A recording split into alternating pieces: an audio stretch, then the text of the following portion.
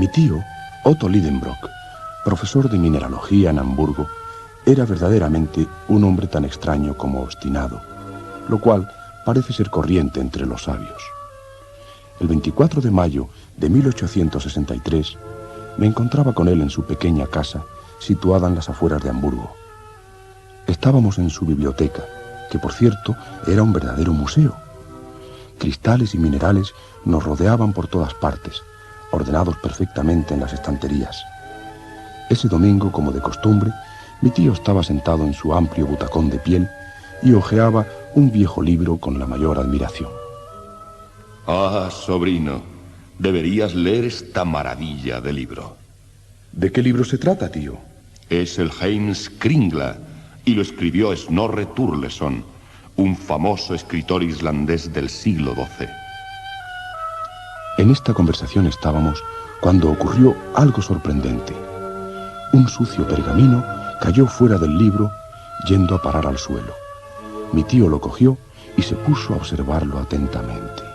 Este viejo documento contiene algún secreto y creo que deberíamos intentar descubrirlo.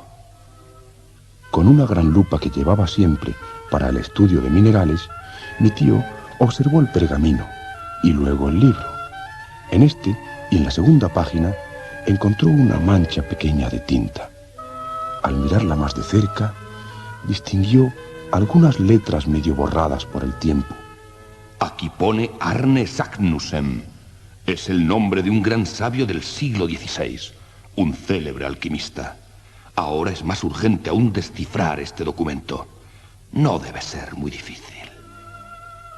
Tras no pocos intentos y esfuerzos, logramos leer por completo el extraño pergamino, que decía así: Desciende por el cráter Jökull de Sneffels, que la sombra del pico Scartaris acaricia, antes de las calendas de julio, viajero audaz, y llegarás al centro de la tierra. Es lo que yo hice. Arne Sagnussen.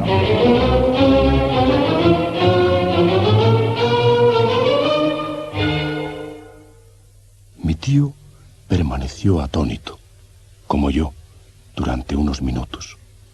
Luego, con voz grave, pero que no admitía réplica, me ordenó: prepara tus cosas. Vamos a ir al centro de la Tierra. Poco después, ambos estábamos inclinados sobre un mapa de Islandia. Ahí está el Sneffels. Es un volcán de unos 5000 pies de altura y puedo asegurarte, Axel, que se hará célebre en todo el mundo si su cráter conduce al centro del planeta, como creo. Pero, profesor, ¿entonces quiere decir que vamos a ir de verdad? Así es, sobrino. Y partiremos pasado mañana a primera hora. El día de la marcha me desperté a las 5. Mejor que desperté, debería decir levanté, pues la verdad es que no había dormido nada pensando en la aventura.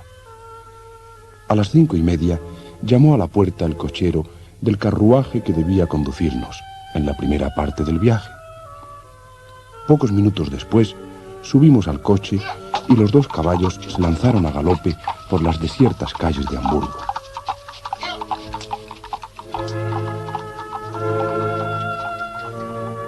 Llegados a Copenhague, nos dirigimos al puerto. Allí encontramos, tras mucho indagar, un pequeño barco danés, el Valkyria, que partiría para Islandia el 2 de junio, así que convinimos con el capitán que nos trasladaría a Reykjavik. El martes 2, a las 6 de la mañana, estábamos ya a bordo y nos hicimos a la mar. Unos días después, y tras bordear las costas de Escocia y avistar las Islas Orcadas, Shetland y Feroe, el Valkyria fondeaba en la capital de Islandia. Desde la proa, mi tío me señaló una gran montaña en la parte norte del puerto. Ahí tenemos el Sneffels.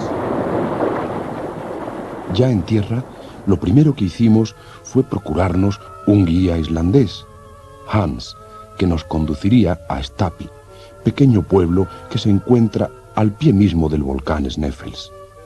También completamos nuestro equipaje, que ahora ya consistía en instrumentos, víveres, armas y herramientas. Había termómetros, brújulas, anteojos, linternas eléctricas, y además de picos, azadones, martillos y largas cuerdas. Las armas eran 2 carabinas y 2 revólveres. En cuanto a los víveres, llevábamos carne concentrada y galletas para unos 6 meses, además de una buena provisión de ginebra y cantimploras para el agua. No nos faltaba tampoco un pequeño botiquín ni el tabaco habitual de mi tío, más una cantidad de pólvora y yesca.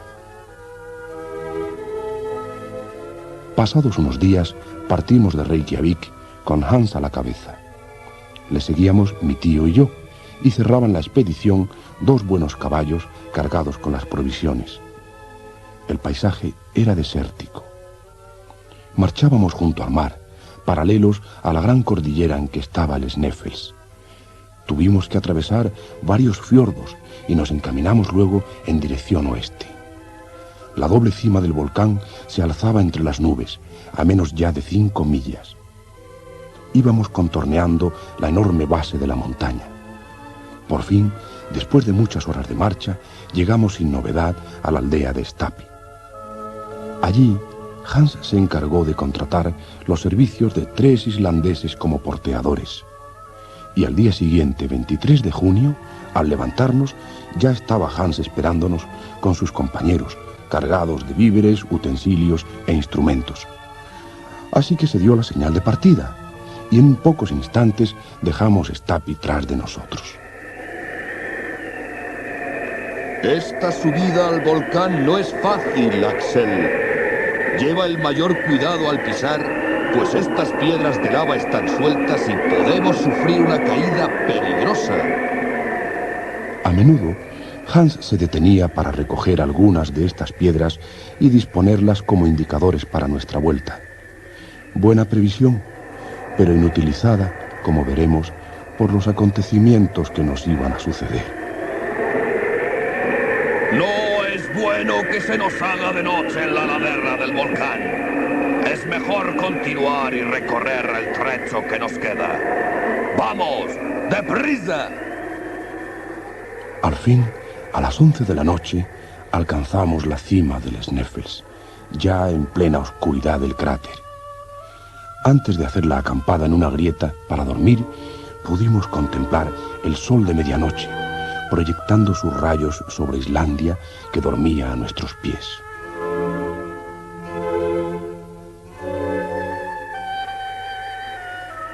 Nos despertamos al día siguiente temprano, casi helados por un aire muy frío, pese a que luciera un sol espléndido. A mi derecha se sucedían sin fin los glaciares y se multiplicaban los picos, completamente cubiertos de nieve. Mi tío, volviéndose hacia el oeste, me señaló con la mano una línea tenue sobre el horizonte. Mira, Axel, es Groenlandia. No estamos a más de 35 leguas de allí. Durante los deshielos, los osos blancos llegan hasta aquí sobre los témpanos de hielo. Pero lo importante ahora es que estamos en la cima del volcán y vamos a iniciar el descenso hasta el fondo del cráter. Tras despedirnos de los porteadores islandeses, Hans tomó la cabeza de la comitiva. Para facilitar el descenso, nos íbamos apoyando en las rocas eruptivas, pero algunas se precipitaban rebotando hasta el fondo del abismo. Sus caídas producían múltiples ecos de una extraña sonoridad. En algunos trechos difíciles debíamos ligarnos por una cuerda a fin de que si alguien resbalara, se encontrase sujeto por sus 2 compañeros. De repente, el profesor lanzó un grito. ¡Axel! ¡Axel! ¡Ven! ¡Mira esto! Al llegar al punto donde se encontraba, pude leer sobre la pared occidental del cráter y en caracteres desgastados por el tiempo la siguiente inscripción. Arne Sagnussen.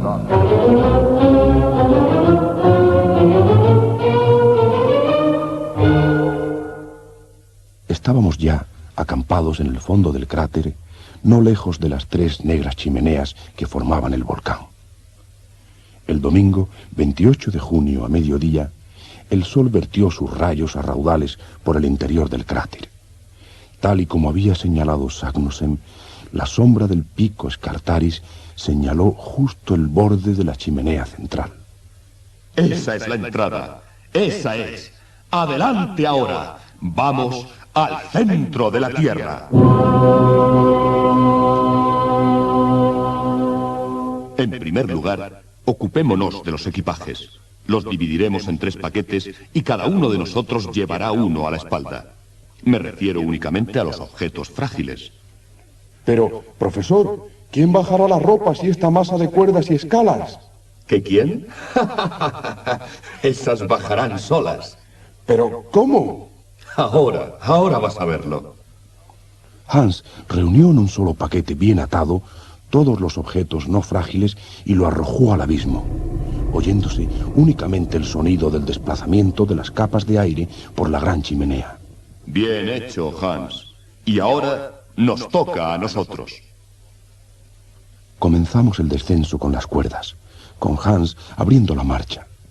Bajábamos en un silencio total, solo alterado por la caída de fragmentos de roca que se precipitaban por la cima. 3 horas más tarde no se veía aún el fondo de la inmensa chimenea. La oscuridad se hacía mayor a cada paso. Cuando llevábamos bajando ya unas 10 horas, y debían ser sobre las 11 de la noche, Hans, que iba el primero, gritó: ¡Alto! ¡Hemos llegado! ¿Dónde, Hans? Al fondo de la chimenea del volcán. En vertical ya no se puede bajar más. Mi tío y yo nos bajamos por fin hasta donde estaba el guía. ¿No hay ninguna salida? Sí, una especie de corredor que tuerce hacia la derecha aquí. Bien, muy bien. Mañana lo exploraremos. Ahora vamos a cenar y después vamos a intentar dormir.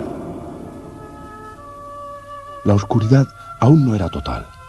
Comimos y nos acostamos en un lecho de piedras y de lava en el fondo del volcán.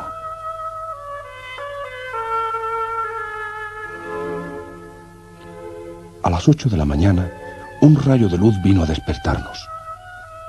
La claridad era ya suficiente para distinguir los objetos que nos rodeaban. Vamos a desayunar y hagámoslo como cuadra a quien tiene una buena faena por delante. Comimos las galletas y la carne seca, regándolas con unos cuantos tragos de agua mezclada con ginebra. Como datos para la historia, puedo decir los siguientes. Fecha: lunes 29 de junio de 1863. Hora: las 8:17 de la mañana. Temperatura: 6 grados centígrados. Ahora, Axel, vamos a hundirnos verdaderamente en las entrañas del planeta. Y dicho esto, mi tío encendió su linterna y una luz muy viva disipó las tinieblas de la galería. ¿Todos preparados? Pues, adelante. Cada cual cargó con su fardo y entramos en la galería. Yo iba cerrando la marcha. Afortunadamente, algunas erosiones e irregularidades del terreno nos permitían fijarnos mejor al suelo. La lava, porosa en algunos sitios, formaba pequeñas ampollas redondas y se veían hermosos cristales de cuarzo opaco, adornados de gotas de vidrio y suspendidos como lámparas de la bóveda. Es magnífico. ¿Habéis visto los matices de la lava que van del amarillo al rojo? Y estos cristales que parecen encendidos. Continuamos marchando hasta que mi tío dio la señal de alto. Habíamos llegado a una especie de caverna, pero en la que no faltaba el aire. Necesitábamos algo de descanso y Hans dispuso las provisiones sobre un bloque de lava.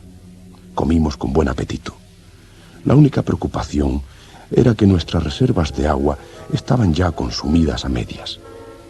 El profesor confiaba en reponerlas gracias a las fuentes subterráneas, pero hasta ese momento no habíamos encontrado ninguna. Afortunadamente no hacía mucho calor todavía. Tío, si nos hubiéramos adentrado mucho en el interior de la Tierra, el calor sería más elevado, ¿no? No sé. ¿Qué temperatura indica tu termómetro? A ver. Solo 15 grados. Y sin embargo, según mis observaciones, estamos llegando a una profundidad de 10.000 pies bajo el nivel del mar. O sea, que la temperatura aquí debería ser de unos 80 grados. Un dato, hijo mío, que da mucho que pensar sobre las teorías existentes. La luz eléctrica de las linternas hacía centellear las calizas y las viejas areniscas rojas de las paredes. Estas estaban revestidas de magníficos mármoles, unos de un gris ágata con vetas blancas, otros de color encarnado o de un amarillo veteado de placas azuladas. La mayor parte de estos mármoles tenían impresas las huellas de animales primitivos. Maravillado ante tanta belleza, esa noche me fue imposible dormir y pasé el tiempo contando las horas.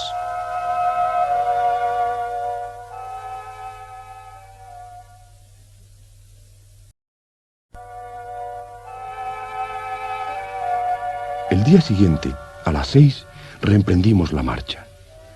20 minutos más tarde, hallábamos una enorme gruta que no debería medir menos de 150 pies de altura por unos 100 de ancho. Un olor desconocido para mí se extendía por la misma. Tío, ¿qué es este olor tan fuerte? Es protocarburo de hidrógeno, un peligrosísimo gas que los mineros llaman grisú. De haber explorado esta gruta con antorchas en lugar de linternas eléctricas, una terrible explosión habría puesto fin a nuestro viaje y a nuestras vidas, seguramente. Sin embargo, el mayor peligro continuaba estando en el agua. Varias horas más tarde, y tal como nos habíamos temido, se nos terminó. Nuestra provisión de líquido se limitaba ahora a la ginebra, pero aquel licor infernal me quemaba la garganta y yo no podía ni probarla. Ahora, profesor, no nos queda otro partido que regresar a la superficie de la Tierra. Estamos sin agua. Calma, Axel. Esta galería se hunde directamente en las entrañas de la Tierra. En pocas horas nos conducirá al macizo granítico. Y allí debemos hallar fuentes en abundancia. ¿No es así, Hans? Estoy seguro de ello, profesor. Así pues, volvimos a emprender el descenso. Como de costumbre, Hans iba delante. Marchamos durante horas y horas. Y era casi la noche ya, pero continuábamos sin agua. Yo sufría horriblemente. Me sentía aplastado y me agotaban los violentos esfuerzos que significaba la marcha. Casi sin fuerzas para seguir ya, nos tumbamos para descansar en un recodo de la galería. Pasaron algunas horas. Reinaba en torno nuestro un profundo silencio. Ninguno de nosotros hablaba, para no malgastar las últimas energías. De repente, y aunque estaba medio dormido, creí escuchar un ruido. El túnel estaba muy oscuro. Miré atentamente y me pareció ver a Hans, el guía, que desaparecía con una lámpara en la mano. Hans nos abandona, tío. ¡Hans! ¡Hans! Pasó más de una hora y no obtuvimos respuesta alguna a nuestros gritos. El profesor y yo teníamos ya los más negros presagios sobre la deserción del guía cuando un ruido de pasos nos llegó de las profundidades del abismo. Mira, Axel, se ve un resplandor. Es Hans que vuelve. En efecto, la luz de su linterna se reflejó en las paredes. Completamente agotado, murmuró: He encontrado agua. Más abajo. Déjame que te abrace, Hans. Habíamos creído que nos abandonabas. Pronto nos hallamos caminando de nuevo por la galería y una hora más tarde, Cuando habíamos descendido ya más de 2000 pies, oímos claramente una especie de murmullo sordo, como un trueno lejano, que resonaba por los flancos de la muralla granítica. Un torrente pasaba por una galería paralela a la nuestra, pero no teníamos comunicación alguna con ese maldito túnel.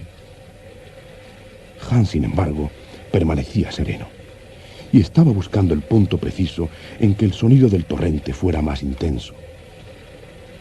Finalmente lo encontró en la pared izquierda, a unos 3 pies del suelo. Le vi tomar el pico y comenzar a atacar la roca en aquel punto. Nuestra sed era tan intensa que no podían detenernos ni los temores a un derrumbamiento ni a una inundación. Hans, metódicamente, iba profundizando poco a poco en la roca, con una serie de golpes breves y repetidos. Súbitamente se oyó un silbido y salió de la roca un fuerte chorro de agua que fue a estrellarse en la pared opuesta. ¡Este agua está ardiendo, tío! Eso es lo de menos. ¡Ya se enfriará! La galería se llenó de vapor. Rápidamente empezó a formarse un arroyo que iba a perderse hacia el fondo del túnel. Antes de que pasara mucho tiempo, pudimos beber en él nuestro primer trago de agua desde hacía varios días. La calma se apoderó por fin de nosotros. Un agua excelente la que nos ha procurado Hans. ¿No es así, sobrino? Propongo dar su nombre a este arroyo milagroso. Solo ha sido suerte, profesor. Así que adoptamos para aquel riachuelo subterráneo el nombre de Arroyo de Hans. Ahora, profesor, creo que debemos llenar bien el barril y las cantimploras. Tienes razón, Hans. Pero pienso que con este arroyo por compañero no hay ya obstáculo alguno que nos impida alcanzar nuestro objetivo. Metidos en estas preocupaciones, hasta nos habíamos olvidado de que era ya de noche. El cronómetro nos lo recordó, y ya reconfortados y refrescados, nos dormimos todos profundamente, acompañados solo por el murmullo del arroyo de Hans.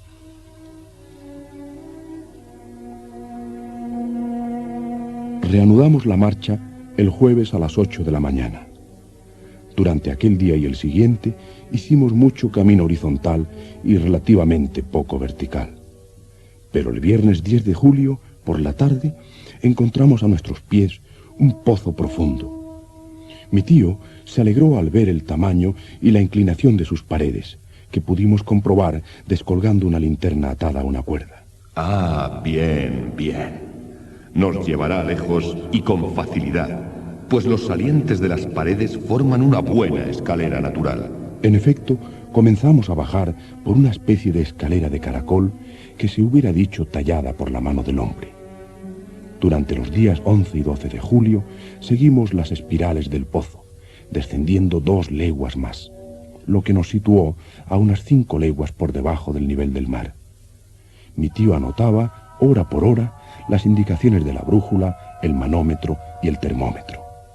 Debemos encontrarnos ahora a una distancia horizontal de unas 50 leguas de nuestro punto de partida. Es decir, que si los cálculos son exactos, no estamos ya bajo Islandia. Cierto, ahora estamos bajo el mar. ¿El océano se extiende por encima de nosotros? Nada más cierto, Axel.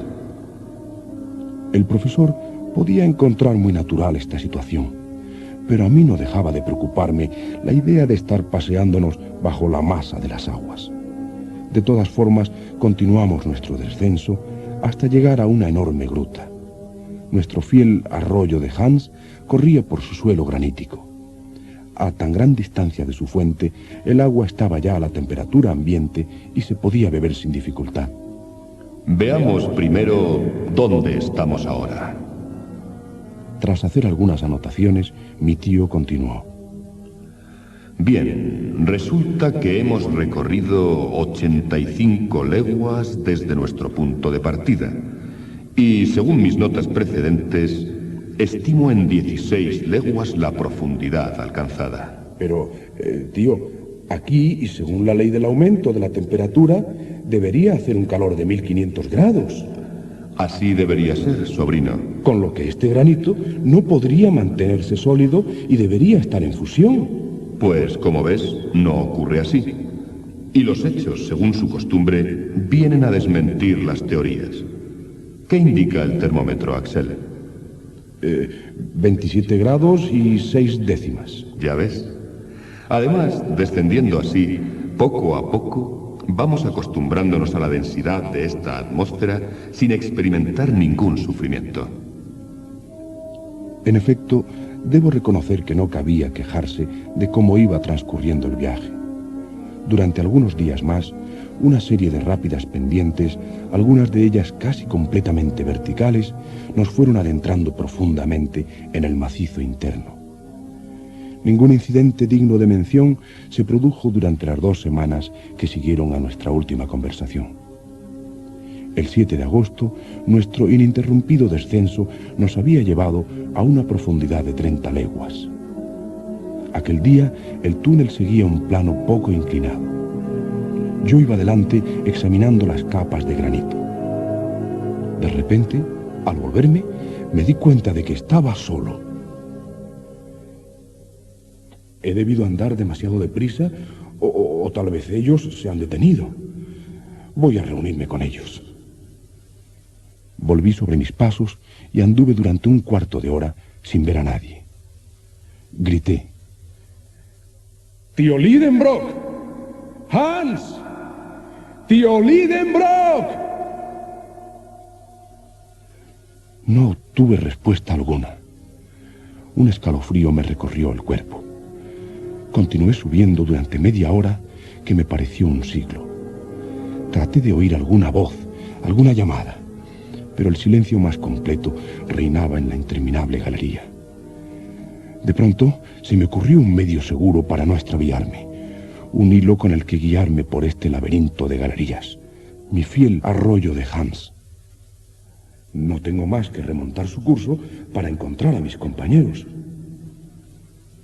¿Cuál sería mi sorpresa al tocar el suelo y comprobar que el arroyo había desaparecido? Por mi nerviosismo, la lámpara se me había caído, estropeándose, y yo no tenía posibilidad alguna de repararla. Su luz se iba apagando y me amenazaba con la oscuridad más terrible. Grité de nuevo. ¡Profesor! ¡Hans! Entonces perdí la cabeza. Me levanté, extendí los brazos hacia adelante, palpando las paredes, y huí al azar por el oscuro laberinto, llamando, gritando y esperando a cada momento romperme la cabeza contra un muro. De pronto, un violento ruido golpeó mis oídos.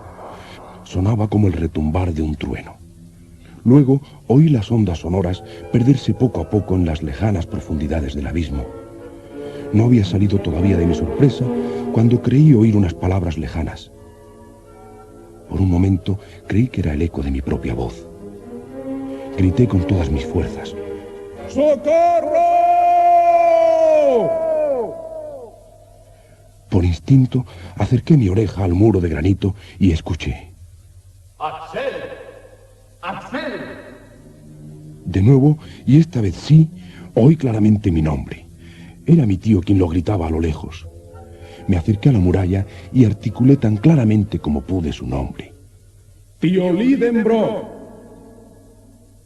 Pude escuchar muy lejos su respuesta. ¡Axel! ¡Axel! ¿Estás ahí? ¡Sí! ¿Te ocurre algo? ¡No! ¡Pero me he perdido en la oscuridad! ¿Pero y qué has hecho con tu lámpara? ¡Se ha roto! ¿Puedes ver el arroyo? ¡No pasa por aquí! Ten calma, Axel. Tienes que seguir hacia abajo.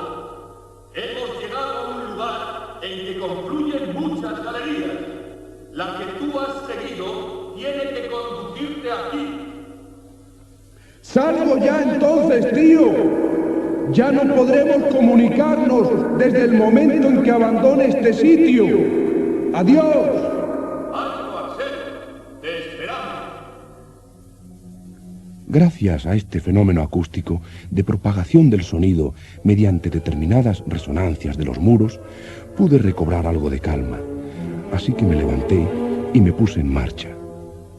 La pendiente era bastante pronunciada y me iba dejando resbalar por ella. De repente me faltó el terreno bajo los pies y caí rebotando sobre las asperezas de una galería casi vertical, de un verdadero pozo, hasta que mi cabeza golpeó con algo y perdí el conocimiento. Cuando volví en mí, me encontré acostado sobre unas mantas. Buenos días, Axel. Buenos días, Hans. Buenos días, profesor. Hola, Axel. Empezarás a sentirte mejor enseguida. Te hemos velado durante toda la noche Hans y yo. Hans ha frotado tus heridas, que afortunadamente no son profundas, con no sé qué ungüento y están cicatrizando, pero que muy bien. Comencé a mirar a mi alrededor. Una inexplicable claridad venía de una abertura en la roca. Oía también un extraño murmullo, como olas en una playa, y a veces como una brisa suave. Tío, ¿hemos regresado a la superficie de la Tierra? No, Axel, no. Claro que no. Entonces debo estar delirando, pues veo la luz del día y oigo ruido del viento y del mar. No puedo explicártelo mucho ahora, hijo. Pero cuando lo veas, comprenderás que la ciencia geológica no ha dicho aún su última palabra. Salgamos fuera, tío. No, Axel. El aire libre puede perjudicarte. Aún estás convaleciente. ¿El aire libre? Sí. El viento es bastante violento y no quiero que te expongas. Así que descansa hoy todo el día y mañana nos embarcaremos. ¿Embarcarnos? Mi curiosidad estaba ya excitada al máximo. Sin hacer caso del consejo del profesor, me envolví bien en una manta y salí de la gruta. Al principio, mis ojos, acostumbrados a la oscuridad, se deslumbraron con la luz y tuve que cerrarlos. Cuando pude mirar al fin, me quedé maravillado. Es el mar. Una enorme extensión de agua, que no sabía si era un lago o un océano, se prolongaba hasta más allá de los límites de mi vista. Así es, Axel. El mar de Lidenbrock, pues lo acabamos de bautizar con mi nombre. Que mis ojos se pudieran pasear hasta lo lejos por aquel mar se debía a una extraña luz que iluminaba sus menores detalles. Aun siendo un enorme mar subterráneo, la visión era casi perfecta. Era como una aurora boreal, como una luz cenital que se extendía por aquella inconmensurable caverna, capaz de contener un océano dentro de ella. Por un momento creí hallarme en un planeta lejano, asistiendo a fenómenos cósmicos que mi naturaleza humana no podía comprender. Anda, apóyate en mi brazo, Axel, y exploremos un poco por la orilla.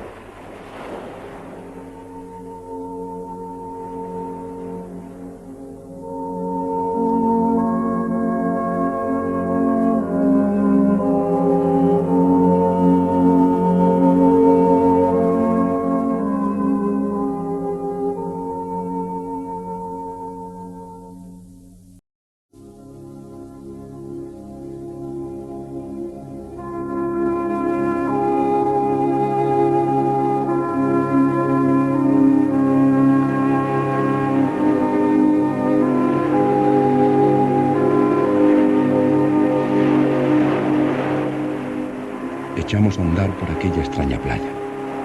A la izquierda había unos enormes peñascos, amontonados unos sobre otros, sobre los que corrían innumerables cascadas limpias y transparentes. Delante de nosotros, a unos 500 pasos, apareció ante nuestros ojos un bosque alto y espeso, formado por árboles de regular tamaño, cuyas copas parecían quitasoles geométricamente trazados. Mira, Axel, es un bosque de hongos gigantes. Había allí millares de ellos. La luz no lograba atravesar aquella masa, y la más completa oscuridad reinaba bajo las cúpulas de las extrañas setas. Pero la vegetación no se limitaba a esos homos. Más allá se elevaban numerosos árboles de dimensiones fenomenales, que eran principalmente helechos y líquenes de proporciones desmesuradas. Mira, Axel, mira. Nunca a un botánico le fue dado asistir a una exposición semejante. Tiene razón, tío. La providencia ha querido conservar este inmenso invernadero con plantas antediluvianas. Bien dices, muchacho, al llamar a esto un invernadero. Pero mejor dirías aún si también lo llamaras un zoológico. ¿Un zoológico? Así es, Axel. De tanto mirar hacia arriba a los árboles, no íbamos mirando hacia abajo. Mira todos esos huesos diseminados por el suelo. Son osamentas de animales prehistóricos. Mira, la mandíbula de un mastodonte. Y esto deben ser los molares de un dinoterio. Fíjate en este fémur. No puede haber pertenecido más que al mayor de todos estos animales, el megaterio. Todos estos animales debieron vivir a orillas de este mar subterráneo hace miles y miles de años. Mira, allí se ven esqueletos enteros. Después de pasar varias horas en la contemplación de aquel maravilloso espectáculo, regresamos a la gruta. Hans no estaba allí dentro, pero le oíamos martillear no lejos de la entrada, así que pensé que estaría reparando alguna de nuestras cajas o bastones. Sentados ya dentro de la gruta... ¿Así que vamos a embarcarnos, profesor? ¿Pero en qué barco? No será en un barco, muchacho, sino en una buena y sólida balsa. Ahí fuera está Hans, poniendo manos a la obra. ¿Construyendo la balsa? Exactamente. ¿Pero con qué maderas? Con maderas de pino, de abeto, de cedro, de todas las especies de coníferas del norte que hemos encontrado por aquí, mineralizadas por las aguas del mar. Pero si están mineralizadas, tendrán la dureza de la piedra y esos lignitos no podrán flotar. Bueno, hay maderas que se han convertido en verdadera antracita, pero otras, como esta, por ejemplo, no han sufrido más que un comienzo de fosilización y flotarán muy bien. En efecto, una vez lanzada al agua, la improvisada embarcación flotó tranquilamente sobre las aguas del mar de Lidenbrock. Madrugamos bastante el 13 de agosto para embarcarnos. Hans se puso al timón que había instalado para dirigir su balsa. Yo largué la amarra que nos retenía a la orilla. Orientamos la improvisada vela y zarpamos rápidamente. Hacia el mediodía vimos ondular por la superficie de las olas unas algas inmensas. Inmóvil al timón, Hans dejaba correr la balsa que, impelida por el viento de popa, no necesitaba apenas de dirección. A nuestra partida, el profesor Lidenbrock me había encargado. Ocúpate, Axel, de llevar puntualmente nuestro diario de a bordo, anotando en pocas líneas nuestros aconteceres en esta nueva singladura. Me limitaré, pues, a leer aquí aquellas notas escritas y que aún conservo. Viernes 14 de agosto. Hans ha preparado un anzuelo en la extremidad de una cuerda. Le ha puesto como cebo un trocito de carne y lo ha lanzado al mar. Han pasado casi 2 horas y sin resultado. Nos preguntamos si estarán deshabitadas estas aguas. Hans recupera la cuerda y nos encontramos con la sorpresa de que el cebo no está. Se prepara rápidamente otro cebo, lo lanzamos y esperamos. A los pocos minutos, Hans nota una sacudida, tira de la cuerda y saca un pequeño pez que se debate vigorosamente. Nuevamente hemos tenido suerte, profesor. A ver, Hans, déjame ver. Acércamelo. Ah, es un pequeño esturión. La parte anterior del cuerpo está cubierta de placas óseas. La boca desprovista de dientes. Este pez pertenece a una familia extinguida en la Tierra desde hace siglos y de la que únicamente se encuentran sus huellas fósiles. ¿Así que es un habitante de los mares primitivos? Eso parece. Además, fíjate, ofrece una particularidad que se encuentra a veces en los peces de aguas subterráneas. Es ciego.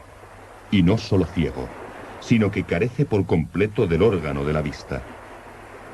Esta inesperada pesca, que fue seguida de otras capturas no menos interesantes, ha servido para renovar ventajosamente nuestras provisiones. Sábado 15 de agosto. Seguimos navegando sin novedad. Domingo 16 de agosto. Tiempo idéntico al de ayer, aunque el viento tiende ligeramente a refrescar. Verdaderamente, este mar parece infinito. Debe de tener la extensión del Mediterráneo, si no la de un Atlántico. A propósito de esta anotación del diario de a bordo, me surge la idea de que si Mediterráneo significa literalmente en medio de la tierra, este mar tiene más derecho que ningún otro a tal denominación. Mi tío ha lanzado su sonda varias veces, atando uno de los picos de cavar a la extremidad de una cuerda de 200 brazas de longitud. No hallamos fondo. En la última ocasión, algo escalofriante ha sucedido. Al extraer el pico, Hans nos ha dicho alarmado: Señores, observen la superficie del hierro de este pico. Miren estas señales. En efecto, se diría que este trozo de hierro ha estado vigorosamente apretado por dos cuerpos duros. Juraría que son huellas de unos dientes. Observamos nuevamente la pieza de hierro. Es lo primero que pensé cuando saqué el pico del agua. Son dientes los que han dejado incrustada esta huella en el metal. Dientes de una mandíbula que debe tener una fuerza prodigiosa. Durante el resto del día no he podido apartar mis ojos de esta barra medio roída. Lunes 17 de agosto. Tío Lidenbrock me ha dicho: Axel, echa una mirada a las armas para cerciorarte de que están dispuestas y en buen estado. Súbitamente, una fuerte agitación de la superficie del agua nos indica alguna perturbación en las capas más profundas. Nuestro instinto nos avisa de que se nos acerca un grave peligro. Martes 18 de agosto. Hans está al timón. Mientras él asegura la guardia, el profesor y yo decidimos dormir. De golpe, una espantosa sacudida nos despierta. La balsa ha sido levantada por encima de las olas con una enorme potencia y lanzada a gran distancia. ¿Qué ocurre, Hans? ¿Hemos encallado? Hans no responde, pero nos muestra con el dedo una masa negruzca que se eleva y desciende alternativamente no lejos de la balsa. Parece una marsopa gigante. ¡Mirad allí! ¡Más lejos! ¡Es otro animal! Parece un lagarto de mar de un tamaño extraordinario. Y junto a él un cocodrilo monstruoso. Mirad las hileras de dientes y su enorme cabeza. ¡Una ballena! ¡Una ballena! Veo sus enormes aletas. Fijaros cómo echa aire y agua. En efecto, dos columnas líquidas se elevan a una considerable altura por encima de las aguas. La presencia de esa manada de monstruos marinos nos deja espantados. El más pequeño de ellos podría destrozar la balsa de una sola dentellada. Ahora, no lejos de nosotros, una serpiente de mar, de unos 30 pies de longitud, lanza su enorme cabeza por encima de las olas. He cogido mi fusil. Pero, ¿qué efecto puede causar una bala en las escamas y conchas que recubren los cuerpos de estos gigantes? Me dispongo a tirar cuando Hans me contiene con un gesto. Un terrible combate acaba de comenzar no muy lejos de la balsa. Vemos a los dos monstruos acometerse, mientras remamos enérgicamente para alejarnos. El profesor, con gran sangre fría, coge el catalejo para observarlos. Uno de ellos tiene hocico de marsopa, cabeza de lagarto y enormes dientes. Es el más temible de los reptiles antediluvianos, el ictiosaurio. El otro parece una serpiente, pero con caparazón de tortuga. Debe ser un plesiosaurio. El cuello descomunal de esta serpiente se levanta ahora unos 30 pies sobre las olas. Los monstruos continúan atacándose con terrible furia. Inesperadamente, ambos desaparecen bajo las aguas. Pasan varios minutos en los que no sabemos hacia dónde remar. De repente resurge una cabeza enorme, la del plesiosaurio. El monstruo está herido de muerte. Cae, se eleva nuevamente, azota las olas como un látigo gigantesco y sus movimientos van disminuyendo. Pronto, el largo trozo de serpiente se extiende como una masa inerte sobre las olas. Miércoles 19 de agosto. Afortunadamente, el viento que sopla con fuerza esta mañana nos ha permitido alejarnos del escenario del combate. El mar va recuperando la calma. Jueves 20 de agosto. Brisa nor-noroeste y temperatura cálida. Hacia mediodía oímos un ruido muy alejado. El cielo está tranquilo. Las nubes, situadas en lo más alto de la bóveda, parecen inmóviles. Hay que buscar, pues, en otra parte, la causa del fenómeno. El ruido sigue en aumento. Mi tío, cogiendo su catalejo, mira atentamente durante un minuto, que a mí me parece un siglo. ¿Logra usted ver algo, profesor? Solo un inmenso surtidor de agua que se eleva sobre las olas. A las 8 de la tarde nos encontramos ya a menos de 2 leguas del fenómeno. La columna de agua, proyectada a una altura de unos 500 pies, baja luego en forma de lluvia con un estrépito ensordecedor. ¡Es una isla!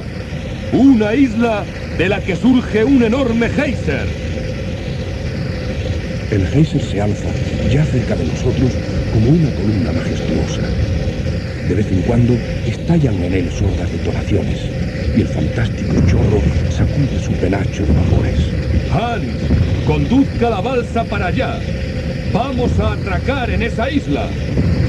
Lo hacemos así sin otra dificultad que las finas gotas de lluvia y vapor que nos mojan completamente. El suelo está ardiendo. Nos acercamos a la fuente de la que brota el geyser. Apartando lo más posible la cara, meto en el chorro el termómetro. Tras retirarme y limpiarlo de vapores, observo que marca una temperatura de 163 grados. Nos quedamos aún algunos minutos observando aquella maravillosa fuente natural. Ya embarcados de nuevo en la balsa, hago las observaciones necesarias al cálculo de la distancia recorrida y lo anoto en el diario. Hemos andado hasta ahora 620 leguas desde que partimos de Islandia. Es decir, que debemos hallarnos bajo Inglaterra. Partimos al fin tras bautizar solemnemente la isla con mi nombre y vamos costeando las escarpadas rocas que hay al sur de la isla de Axel. Viernes 21 de agosto. Tendremos tormenta, profesor. Esas nubes bajan hacia nosotros como si quisieran aplastarnos. De pronto, vemos la súbita transformación del aspecto del horizonte por el lado del sur. Un huracán parece venir de los más remotos confines de la caverna. La oscuridad aumenta y apenas puedo ya apuntar algunas notas incompletas. La balsa se levanta de un salto que derriba a mi tío. Me arrastro hacia él y le acerco un cable al que se agarra fuertemente. Yo me aferro al mástil que resiste a pesar de todo. La vela se hincha como un globo a punto de reventar. Hemos perdido el control de la balsa, profesor. No se puede dominar con el timón. La lluvia forma una catarata estruendosa ante el horizonte hacia el que nos precipitamos.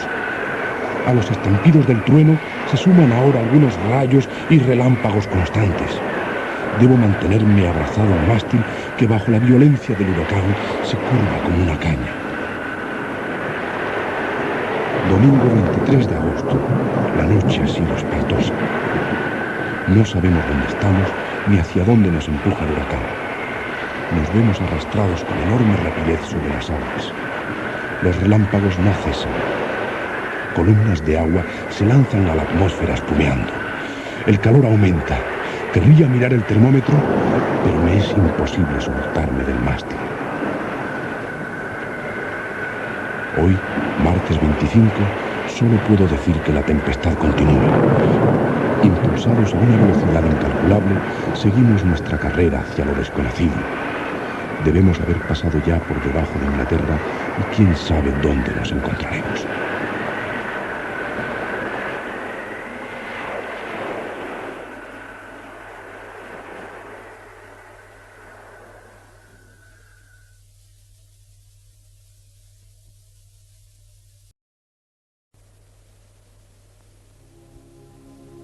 Aquí termina lo que he llamado el diario de a bordo, que afortunadamente pudimos salvar del naufragio.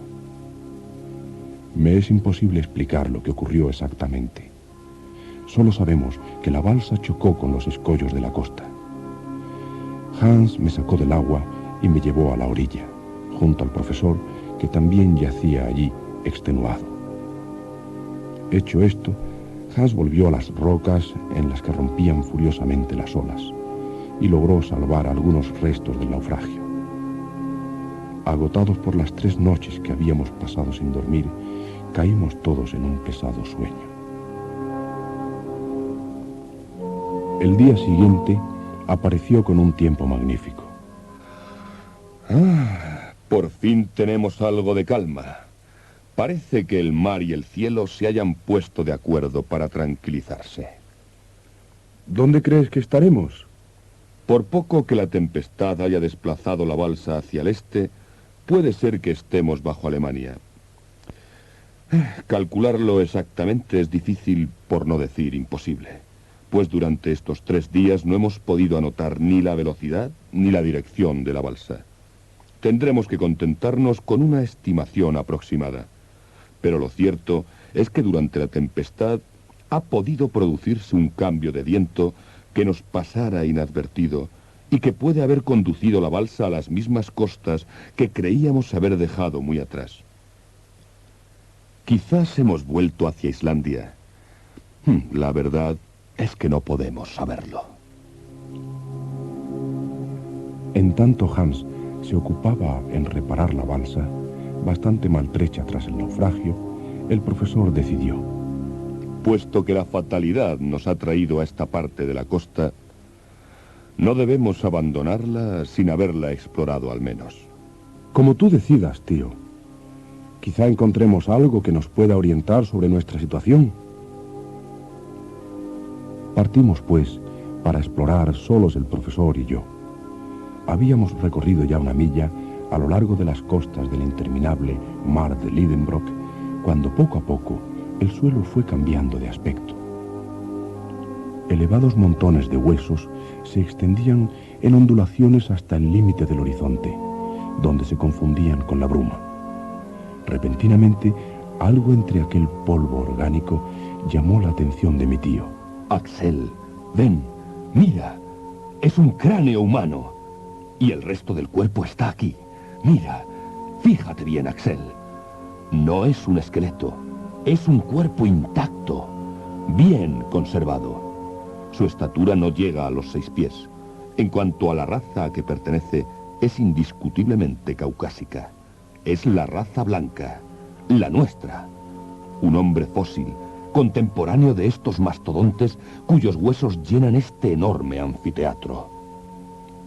Aquel cuerpo fosilizado que habría entusiasmado a cualquier antropólogo no era el único allí. A cada paso fuimos encontrando otros cuerpos, igualmente bien conservados. Una cuestión grave se planteaba en nuestras mentes. Hasta entonces, solo monstruos marinos y peces se nos habían aparecido vivos. Pero, ¿sería posible que algún hombre de los abismos viviese todavía por aquellas desiertas regiones? Durante cerca de media hora anduvimos aún pisando capas de huesos. Tras haber recorrido no menos de 1 milla, llegamos al lindero de un bosque inmenso. Axel, nos hallamos ante la vegetación de la época terciaria en toda su magnificencia. Un interminable bosque de coníferas, alfombrado de musgos, de líquenes y helechos, se abría ante nosotros. Algunos arroyos corrían bajo la espesura. Solo el color le faltaba a aquellos árboles, plantas y arbustos, privados de sol desde hacía miles de años. Todo se confundía en un tinte uniforme, grisáceo. Mi tío se adentró bajo la gigantesca vegetación, y yo le seguí no sin una cierta inquietud. Pocos metros más adelante me detuve de pronto, conteniendo también al profesor.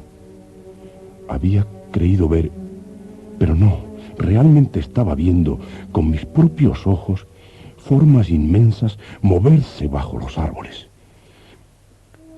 Tío, son animales gigantescos. Toda una manada de mastodontes. Pasaban cerca de nosotros. Se oía el ruido que hacían sus largos colmillos al quebrar los viejos troncos y el estallido de las ramas al partirse. Vamos, sobrino. Acerquémonos con cuidado. En ese momento vimos a lo lejos algo mucho más aterrador y que nos paralizó en nuestra marcha. Axel, mira allí. Parece un ser vivo, un semejante a nosotros. Un hombre. En efecto, a menos de un cuarto de milla, apoyado en el tronco de un enorme árbol, un ser humano de las comarcas subterráneas parecía guardar aquel rebaño de mastodontes. Tío, vámonos de aquí. Espera un momento. Mira. Su estatura debe sobrepasar los 12 pies. Es gigantesco. La cabeza es mayor que la de un búfalo, aunque no se distingue bien por el pelo que la recubre. Y tiene una gran rama de árbol en su mano. Estábamos completamente inmóviles por el miedo y la sorpresa. Pero era necesario huir cuanto antes. Agarré por el brazo a mi tío y le obligué a correr alejándonos de allí. En nuestra carrera para volver a la balsa, cuando ya íbamos por la orilla, tropecé con un objeto metálico que había en la arena y me agaché a recogerlo. Mira, tío, con las prisas casi nos dejamos esto aquí. Un puñal. Tú traías un puñal. No lo traías tú. No, Axel. Y puedo decirte que Hans tampoco. A ver, déjame ver. Axel, estamos a punto de hacer un gran descubrimiento. Este puñal ha estado abandonado sobre esta arena hace cientos y cientos de años, posiblemente. Y observa su punta mellada. Pero no ha podido llegar solo hasta aquí. Alguien nos ha precedido. Y esa punta rota parece que ha sido usado para escarbar en la roca. Tan absortos estábamos en la observación de aquella extraña reliquia que no habíamos advertido allí mismo, entre las rocas que formaban un saliente en la playa, la entrada de un túnel oscuro. Y en la misma entrada del túnel, grabadas sobre una superficie de granito, aparecieron dos letras medio borradas. Las iniciales del audaz y fantástico viajero. Arne Sagnusem.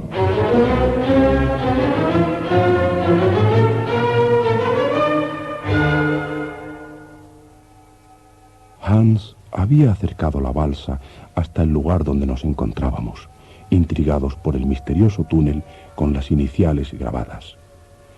Nos adentramos los tres por la siniestra galería. Las paredes estaban cuidadosamente alisadas por las materias eruptivas a las que en otro tiempo había dado paso. Pero no habíamos recorrido más de 15 o 20 pies por el túnel cuando encontramos un enorme bloque de piedra que nos cortaba completamente el camino. Maldita roca. Había que renunciar a toda esperanza de pasar. Me senté en el suelo mientras mi tío se paseaba a grandes zancadas. Hans observaba de cerca los resquicios del bloque. Profesor, con la pólvora podríamos derribar esta roca. Tienes razón, Hans.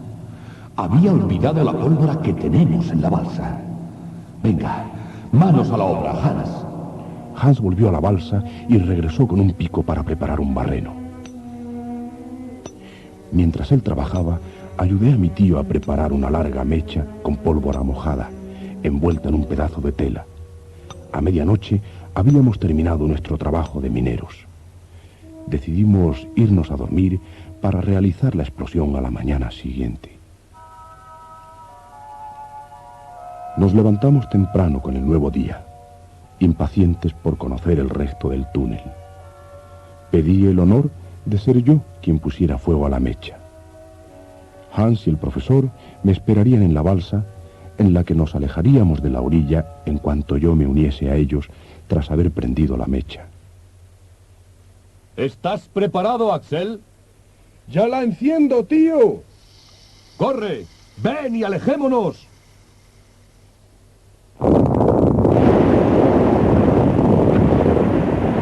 El mar se levantó en una ola enorme. En menos de un segundo, todo quedó a oscuras.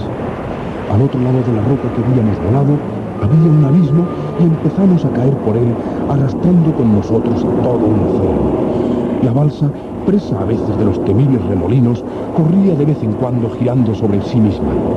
Gracias a la poca luz del farol, podíamos hacernos una idea de nuestra velocidad cuando la balsa pasaba cerca de alguna de las paredes de la galería.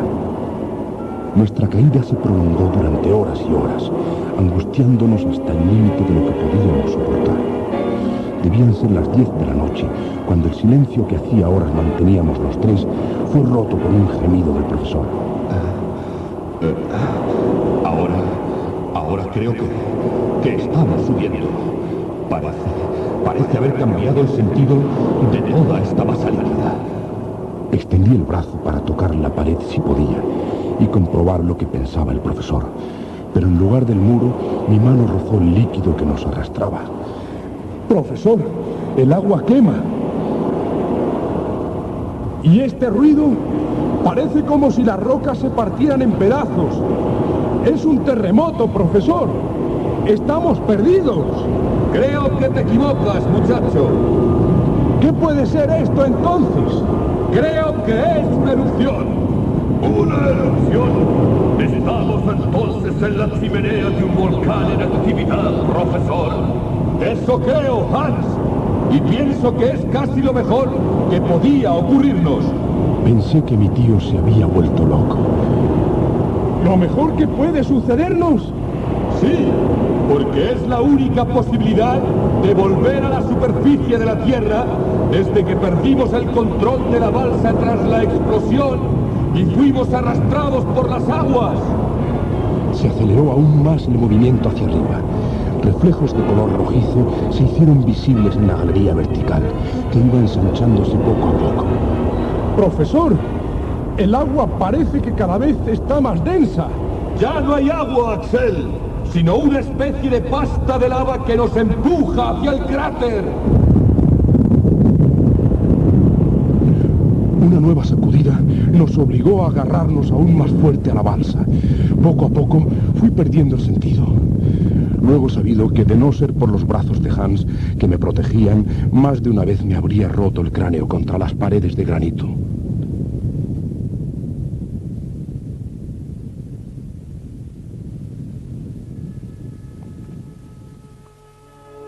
Abrí los ojos poco a poco. Me dolía todo el cuerpo, pero parece que no estaba herido. El sol me deslumbraba. Junto a mí vi todavía borrosas las siluetas de Hans y el profesor que me observaban. No sabía cuánto tiempo había transcurrido desde la tremenda explosión, ni dónde habíamos ido a caer. ¿Dónde estamos? No lo sabemos aún, muchacho. Pero desde luego, esto no tiene ningún parecido con Islandia. Arriba, a unos 500 pies de donde estábamos, alcancé a ver el cráter de un volcán, por el que escapaban cada poco rato, con gran estrépito, columnas de llamas y lava, junto con polvo de ceniza y piedras. Tan pronto como pude levantarme, comenzamos los tres a alejarnos de aquel sitio, temiendo algún estallido fuerte del volcán. La montaña tenía pendientes muy pronunciadas. nos deslizábamos por ellas entre hoyos llenos de ceniza, cuidando de evitar las corrientes de lava que parecían serpientes de fuego chisporroteando. Quizá hemos atravesado medio mundo sin saberlo y estemos ahora en Asia o en alguna isla volcánica de Oceanía. Pronto lo descubriremos. Después de unas 2 horas de marcha, llegamos a una hermosa campiña, llena de olivos y de viñedos, así como algunas higueras. A lo lejos se veía un pequeño puerto, en el que unas barcas de pesca se balanceaban suavemente. Rodeando el muelle había un grupo de casitas blancas. Más allá de ese puerto, en el mar, alcanzábamos a ver algunos islotes y pequeñas embarcaciones con velas blancas hinchadas por la brisa.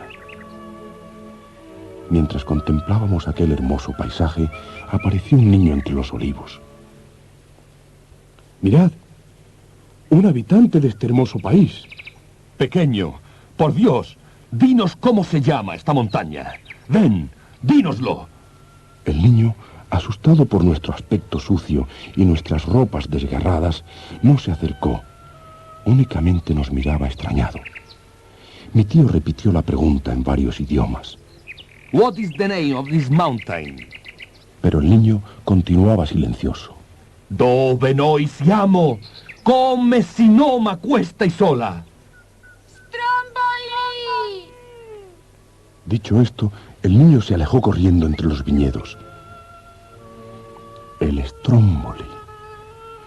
¿Qué efecto produjo en nosotros aquel nombre inesperado? El Stromboli. Así que estamos en Italia, en pleno Mediterráneo. En efecto, habíamos abandonado la zona de las nieves eternas para venir al cielo azul de Sicilia. 1 hora después de haber salido del olivar, llegábamos al puerto de San Vincenzo, donde fuimos recibidos por los pescadores de Stromboli con las atenciones debidas a unos náufragos. Por el momento no queríamos revelar a nadie allí la verdad de nuestro viaje. El viernes 4 de septiembre nos embarcamos a bordo del Volturne, un barco correo francés, y 3 días más tarde desembarcamos en Marsella. Finalmente, el 9 de septiembre por la noche, llegamos a Hamburgo.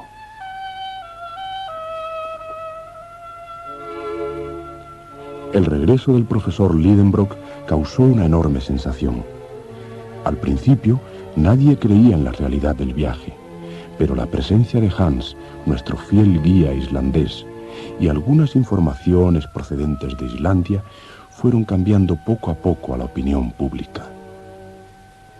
Entonces, mi tío se convirtió en un hombre famoso y Hamburgo dio una gran fiesta en nuestro honor. El profesor Otto Lidenbrock fue nombrado miembro correspondiente de todas las sociedades científicas, geográficas y mineralógicas del mundo. A partir de aquellos días, mi tío fue el más feliz de los sabios y yo el más feliz de los hombres.